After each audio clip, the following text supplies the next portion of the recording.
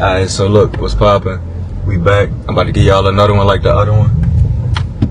I'm about to get deeper into this real estate thing and let y'all see what I do and how I do it. I got a list that I'm about to go hit, so I'm about to go door knock these people. On the last one, I was showing an appointment that I went on, right? So the way that I got that appointment, I pulled the list off of the sheriff's cell. And by the way, I'm wholesaling. And just real quick, if you're not familiar with wholesaling, it's just the art of looking for distressed property. You look for the owners of those property. You get their phone numbers a few different ways. You can get their phone number, free ways and paid ways. You get their phone number, you call them, you see if they interested in selling. If they are, you work out an agreement with them. And what you want to do is you're going to sign a purchase and sell contract with that seller. Once you sign that purchase and sell contract, you legally have the right to sell that purchase and sell contract. And you go sell that purchase and sell contract to somebody who flip houses, right? So you want to get that house at a price that's so discounted that you can add your own money. You can add your own money to the price and sell it and profit off of it. And you could do it over and over and over again. Right, so as you keep doing it, there's different strategies that you could get into when you're doing it. So, say I call a seller, and we talk, and we go over the nitty gritty, and I run my numbers, and I see this house may not be a fit. It may not be perfect fit for a wholesale deal, but there's other type of deals that I may be able to structure. And I get into that. Like these, for instance, that I'm going knock on, they are people who are in pre-foreclosure, right? So they about to lose their house. So you could go on, if you're in New Orleans, right? So every city across the country has a website that you could go on, and you can see all of the houses that's in pre-foreclosure. So you go on this website, you go on the website, and what I do, I go on there, I print everyone that's coming, I look up the phone numbers, I call them, the ones that I don't talk to, I go knock on their doors. So that's what I'm about to go do right now. I'm gonna knock on doors. It's early in the morning, it's what, a little after 8 on a Saturday morning, and that's usually when I like to hit them. What I do, after I get my people mapped out who I'm going to, what I would usually do is, like on the Tuesday and Wednesday, I drive past, I do a drive by on everybody's house, because most people, of course, they working throughout the week. But I can still usually gauge and tell if somebody lived there, or it's a vacant house, right? So if somebody lived there, what I usually do is I come back early Saturday or early Sunday morning, because most people home still in the bed. So I like to get out here early while people still in the bed, before they get, before they start moving and doing whatever they about to do for their weekend. So I got like 20 houses that I'm about to go hit. They all in Orleans Parish. But before I do that, we're about to go to the car wash. Alright, so now the car washed, and I'm about to go pull up to these houses. So, like I said, I already printed out the list. I printed the list out. I go on there. I do my phone calling. Everybody that I don't talk to, that's the houses that I pull up on. So I went on ahead and I already put them in MapQuest. And in the MapQuest, you could do a whole trip route, right? So you could go, instead of going all over the city, all over wherever you at, you could put them in MapQuest, and it'll show you which one's closest to which one, so you're going in order. First house I'm going to is in Algiers, you dig, my neck of the woods. Well, I did all my hanging and banging at, you feels me?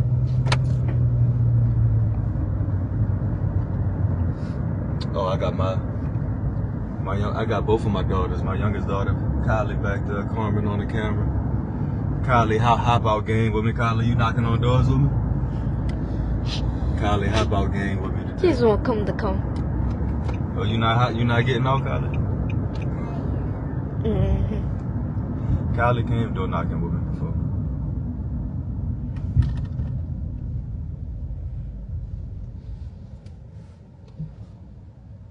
So like I said, we got 20 of them, and look, so when I'm knocking on these doors, when I'm talking to these people,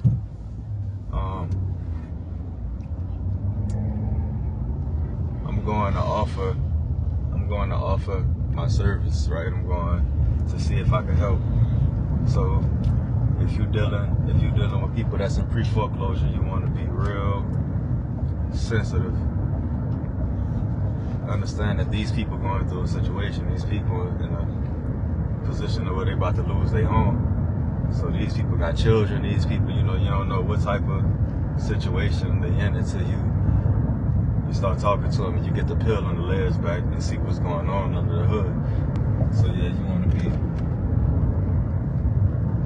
be real sensitive to the situation that was going on. So I come offering help, right? I never ask to buy the house. I ask, can I help? Right? A lot of them gonna say no. And when you wholesaling, this is a numbers game, right? So you can't get your emotions involved. You always gotta be looking to go to the next house. You always gotta be looking to go to the next house. You gotta have an abundant mindset when you're doing this, and you can't be getting scared. You can't be scared of getting told no. You can't be scared of rejection. That's why I like to tell men that's getting to it, you shouldn't have no problem with getting rejected. We've been getting rejected since we was in kindergarten. Liking a girl who sit next to us and she say no. Like, men, you gotta know how to deal with rejection. Right? There's some people that's not gonna want to work with me because I'm black. There's some people that's not gonna want to work with me because I got tattoos and because of my hair. But then you got some people who gonna want to work with me for those exact same reasons, right? I've been there before. I've seen it. And I got a partner who I do these deals with. So, and another thing I wanted to speak on, so when you're doing these deals, I think, in my opinion, the most important thing when you're doing these deals is knowing if you have a deal, underwriting the deal correctly. And so if you just starting out, I wouldn't suggest that you hop straight into subject to. That's the name of these deals that I'm doing, by the way, right? It's subject to. So we buying a house is subject to the existing financing or the existing mortgage, right? So my whole thing is, what I'm trying to do is my way of helping is offering the seller some money, for basically offering them money to take over their mortgage, right? So the seller behind $20,000, they don't have the $20,000 to catch it up. I come in, offer them a couple $1,000s to move. I catch up the mortgage. The mortgage stays in the seller name. I move a tenant in the property, and the tenant pays down the mortgage, right? So this is a way of getting rental property. This is a way of getting into real estate without having any money.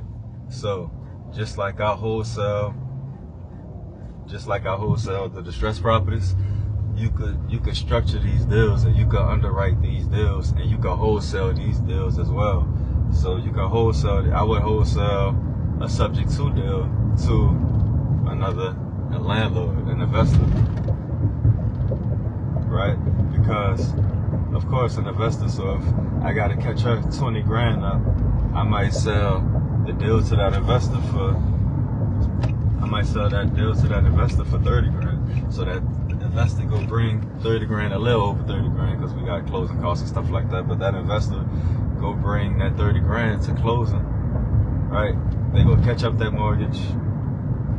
I'm gonna get my assignment fee for bringing that investor the deal, and then that homeowner gonna get or that seller go get whatever it is initially that we said, $1,000, $2,000 to move. Right? And of course, if you want, you can give that homeowner way more money than $1,000, $2,000. I'll just put that out there for an example. Right, so that's basically it in a nutshell. I'm trying to take over the mortgage, but at the same time, like I said, you have to know how to underwrite it, because every deal isn't a deal. Every deal isn't a deal. So an investor might not want to spend $30,000 to get into the deal if you're not going to be cash flowing, right? So that's what this whole thing is about, cash flow. That's one of 6 things that this whole thing is about, because there's 6 reasons investors buy houses, and I'm gonna list those 6 things a little later. I'm not gonna get into that right now. I'm still talking to the people who just getting into it or have an interest in getting into wholesaling or investing. And if you're confused on the way I explain subject to, don't worry about it. I'm gonna explain it 100 more times. Right? It usually take people a couple times to hear something for them to get the concept and wrap their mind around the idea of what it is anyway. So don't worry about it. I ain't get it at first either. And I taught myself how to do this off YouTube. Once I started making money. Then I started paying for coaches and people who could teach me and, how to take it a little further.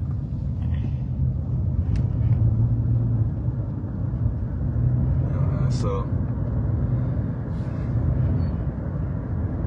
shout out to Eddie and shout out to Pace and everybody in the Sub-2 community. Man, if you know, you know. So look, we pulling up on the first one. I'm not gonna say the address.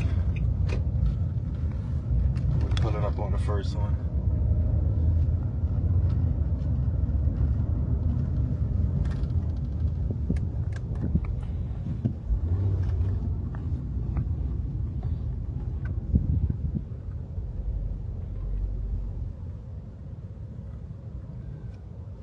Let's see if somebody in there.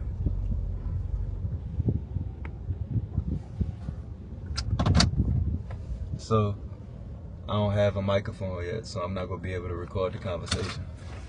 I'm starting from scratch, so you gotta bear with me. So I'm gonna leave my daughter in the phone, in the camera. I'm gonna leave my daughter in the car. I'm gonna leave my daughter in the car, because of course you can't just be walking up to people with a camera in their face, especially doing this. So I'm gonna leave her in the car, and then I'll just come back and give the commentary on what happened in the conversation. Kyla, you getting out? Mm-hmm. All right, so me and Kylie about to hop out on some hop out game shit. You did? And I'll let y'all know what happened. And look, hold on, Kylie, before you open the door. When you pulling up to these people, you want to have your shit together, so that you make sure you know the person's name. You know what I'm saying? And you want to, when you pull up, you want to know their name before you even pulling up to the house. Because I done pulled up before, and the people sitting outside on their porch, and then I'm sitting there fumbling trying to get the people's name. You don't want to be doing that. So usually you want to look at the people's name before you even pull up to the house. So I'm going knock on. I ain't gonna say her name.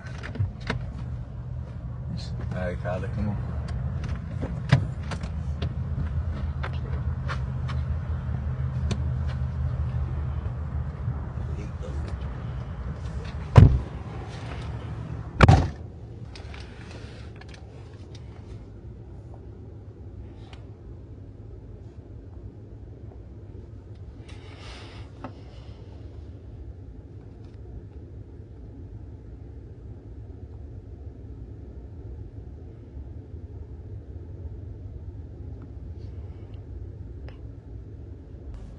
Nobody answered the doors, but it's obvious somebody lived there. So what I like to do when nobody answers, I got these little yellow sticky notes, and what all I do is write,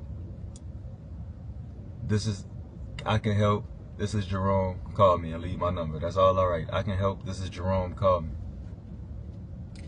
I used to leave door hangers and I used to leave letters. I mean, and they all work, but I found I had the biggest response rate with just leaving the yellow stickies.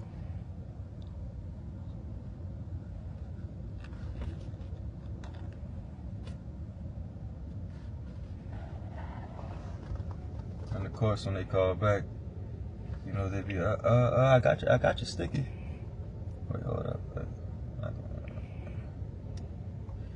I got your sticky note that you left on the door. What are you talking about? You can help. But then I get into my pitch.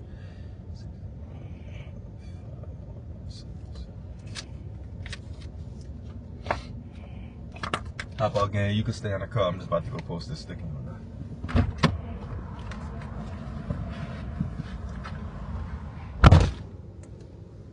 That's because of course, they stick better to glass. Alright, who next? Yeah. So when you're knocking on people's doors after you knock, you want to step back some. Don't just be all up on the door when people come to the door. Like, you want to step back and you want to be as least threatening as possible.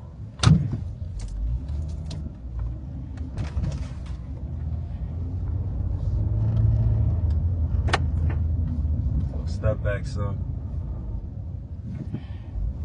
If it's a Ring camera, don't ring the Ring camera. Knock on the door. Now I have rung Ring cameras, but it's not really a conversation that you want to have on a Ring camera. So knock on the door. And look, when you're riding doing this and you're in these neighborhoods, a good thing to do is drive for dollars. And if you're not familiar with driving for dollars or driving for deals, essentially you ride around neighborhoods and you're looking for distressed properties. So that's usually how people getting into wholesaling, that's usually like the first strategy that you would go to, you know, because it's real low cost of entry.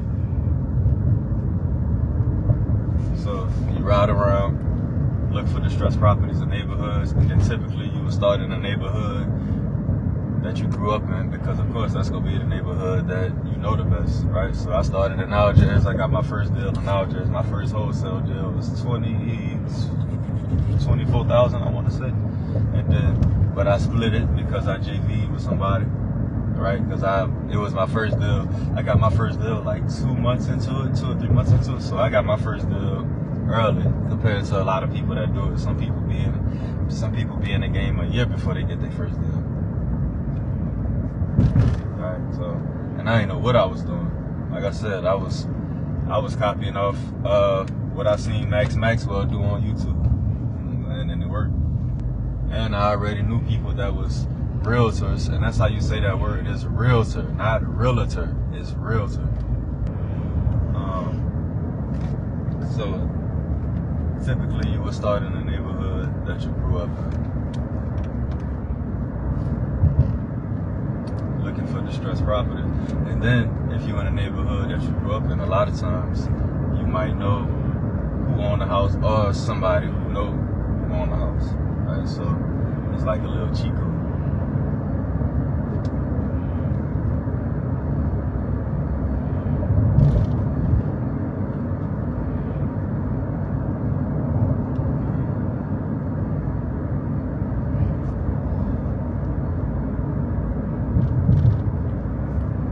I was talking about my first deal. My first deal was like 24, it was 24,000. I took on 12 because I JV'd with somebody else. But like that was that proof of concept. Like now I'm like, damn, I just printed money. I just made 24,000, 12,000, but I saw that I had the ability to make 24,000. Not having no money, not, you know, barely had any knowledge into the subject that I was, you know,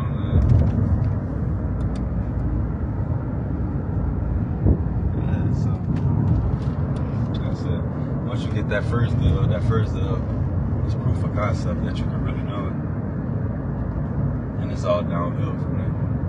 But you gotta keep studying it. You gotta learn your market. Right? You gotta learn your market. Right? Is your market non-disclosure? Right? What does that mean, and why is that important? Like all that stuff that you want to do your market research. Is it a seller's market? Is it a seller's market, or is it a buyer's market? Why is it a seller's market? Why is it a buyer's market? Like all that, knowing all that type of stuff, like how I'm dealing with pre-foreclosures. How does your state, what is your state laws around foreclosure?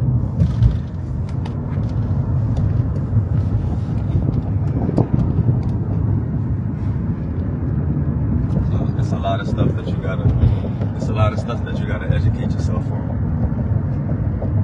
That's why they say it's not a get rich quick scheme, but you can get rich quick. I done put in some years. I put so many years of studying and blood, sweat, and tears into this. And then the beauty of it is, this is something that you could teach to your children. All right, so I'm probably go wholesale forever. And now the goal is to, of course, invest and have passive income coming in. But even with that, still go wholesale, because you get to cherry pick the deal. You get the deal, you seeing the deal first. Right? Even when it comes to flipping, you get to see the deal first. So if I'm flipping and I know I'm only about to make 20,000, 30,000 for me, I'm not gonna flip. I'd rather wholesale. I'm not flipping that, because that's not worth all all the stuff that go into flipping. 20,000, 30,000 ain't worth it. I could just wholesale and get that. So if you flipping, and if I'm gonna flip, I want it to be a home run deal. And like I was saying earlier, this is a numbers game, right? So typically, 100 doors get you a deal. Knock 100 doors, get you a deal. And you have to knock these doors more than one time. That's why I say Tuesday, Wednesday, Thursday, I ride, go see if people live there. And if somebody live there, I'm knocking that day. I'm not gonna come back Saturday. I'm gonna knock right then and there.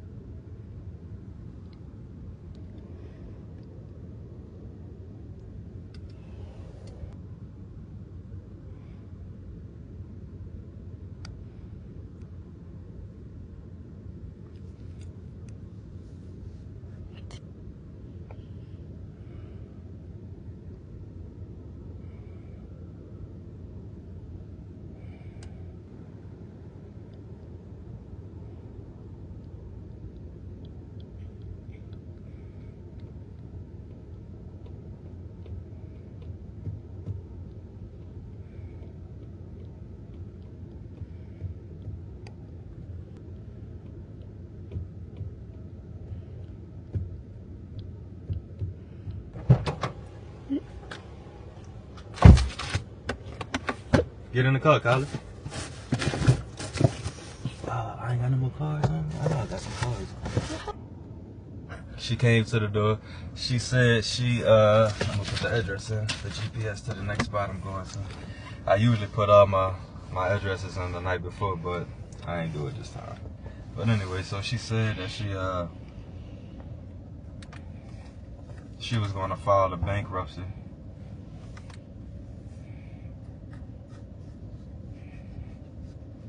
She said she was gonna file a bankruptcy, and of course, that's a way to get the auction stopped.